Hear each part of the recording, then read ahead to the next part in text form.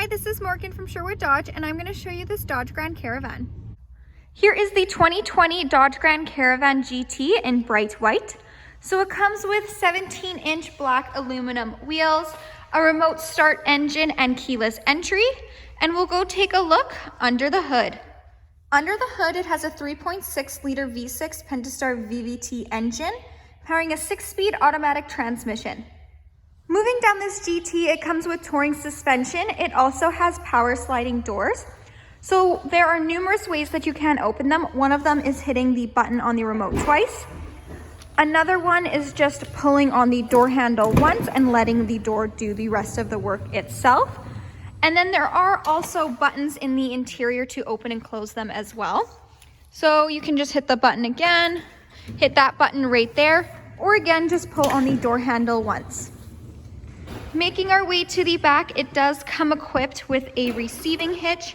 There also is a backup camera with rear park assist and rear parking sensors.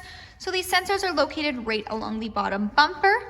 It also has a power tailgate. So if you hit the button on the remote twice, it will open nicely for you. There is lots of room with that third row up, but if you need additional storage, it is super easy to use the third row stow and go. So all you have to do is pull on the tabs in the correct order. 1, 2, 3, and then 4. And they fold easily flat just like that. So again, you pull 1, 2, 3, and then 4.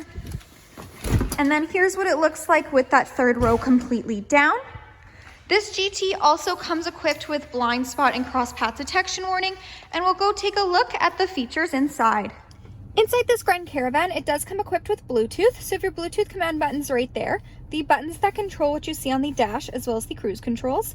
It comes with a 6.5-inch Uconnect touchscreen display, fully equipped with Sirius XM.